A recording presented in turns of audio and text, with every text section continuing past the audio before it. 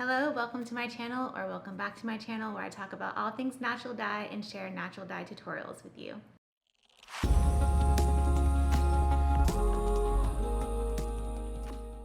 Today I'm going to be showing you how to turn lake pigments or earth pigments into shelf-stable watercolor paints. Alright, so let's talk supplies. You're going to need a cat. Not really. He just loves to be in every video that I make. You're going to need a glass palette or glass slab and a muller. There's alternative options. When I first began making paints, I used a glass cutting board and the bottom of a drinking glass. So there are some alternative options if you don't want to spend money initially on these items, because these are the priciest items that you'll have to buy for paint making. You're going to want a palette knife. I like to have two. I'm a messy paint maker. No matter how many times I make paints, I always make a mess. So I like to have two knives, you'll see, to scrape each other and just help me try to kind of wrangle the paint. You're going to need a binder. It can be a store-bought binder or it can be a homemade binder. I'm right now testing out a few different binder recipes to see which I like the best. And let me know in the comments if you would like to know how I make my homemade binder. It is much cheaper than the store-bought binder. This little bottle of binder runs about $16 or $17, I think, and you'll see that you use a significant amount, so it could get pricey, and that's what really has led me to wanting to make my own and find a recipe that works well. You're going to need your pigments. They can be pre-powdered. If you watched my previous YouTube tutorial, then you saw how to make lake pigments, and so I will be showing you how to make paints using lake pigments today. You can also use earth pigments that are found outside. Those are a bit more difficult to grind. So you're going to want a mortar and pestle if your pigments aren't pre-ground for grinding. You're going to want something to store your paints in. I just use these little empty pans and half pans. I buy these at a local art supply store, but you can also find them online. It's nice to have a little case to put your paints in. You can find these cases on Etsy that come with these little trays for your paints. And then this is just a bigger one. A mask if you're going to be grinding your pigments. Anytime you're working with a fine powder, best to have a mask, and a towel, because like I said, I'm a messy paint maker, you'll see. It's nice to have a piece of paper, watercolor paper, and a brush to test your paints along the way. A stiff brush if you're going to be trying to remove pigment from your mortar and pestle, and a little bit of distilled water. You don't always use it. I just use this little dropper if I do need it. Some pigments are thirstier than other pigments, so sometimes in the very end I'll add a little bit of distilled water instead of just adding more and more and more binder to my paints. So let's get started. So I'm going to start with some pre-ground madder exhaust lake pigment. It's a really nice rosy color. There's not much pigment in here, so I might end up adding some more. Just gonna place it right onto my glass slab.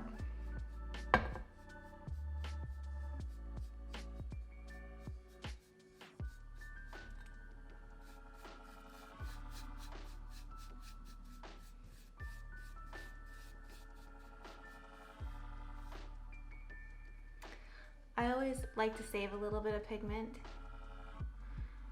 just in case I add too much liquid, and then I'm not stuck with a really runny paint.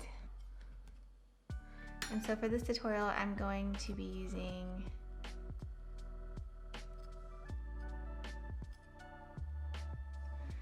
the store-bought watercolor medium, just because I figured that's what most people will be using.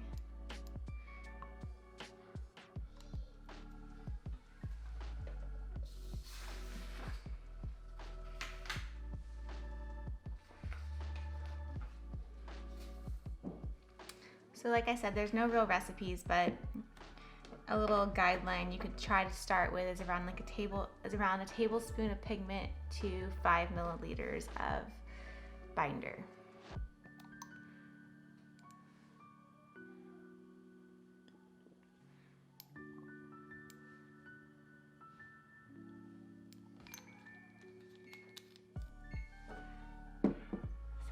palette knife and mix it together.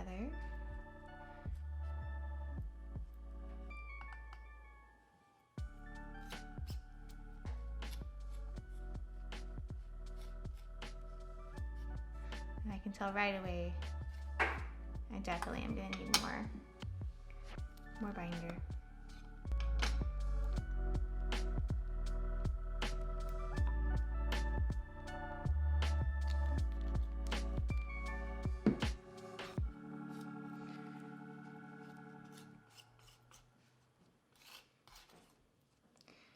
You want the consistency to be like a pudding type consistency.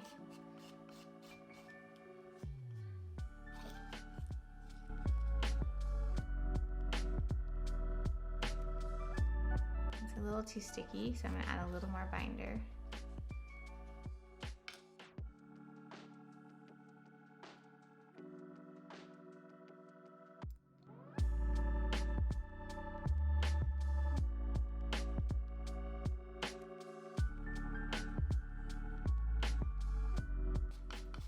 Sometimes I think I have it right, and then when I start mulling, I can really tell that it's too sticky or too thick, and then I'll just add some more.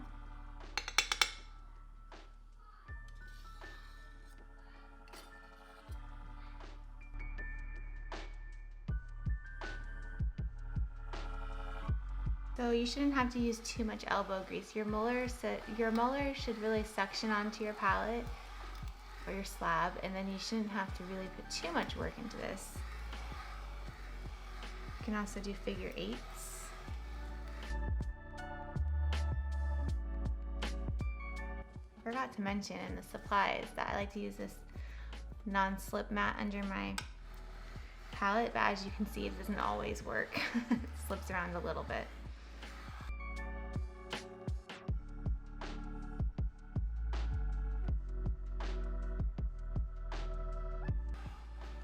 And then you're going to want to gather your pigment every now and then.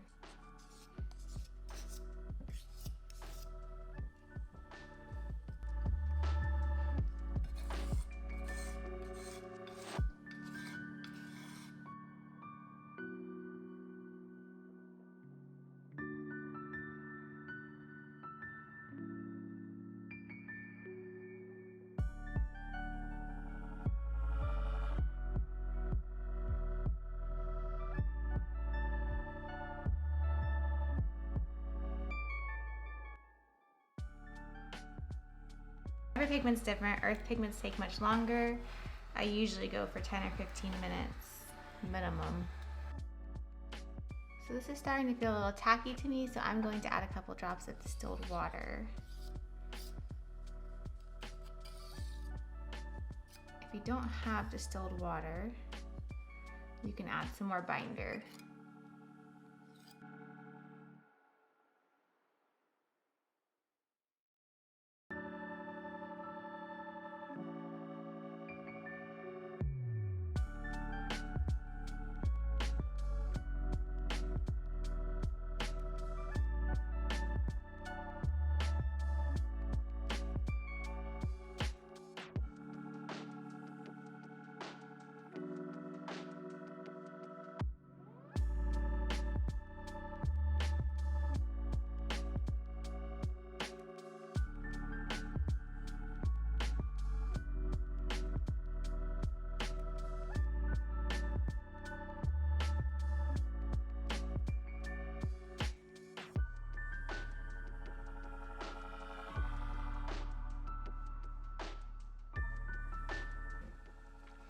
So this is looking good, it's looking shiny, the consistency is looking good, so I'm going to go ahead and put it in a pan. Maybe a half pan.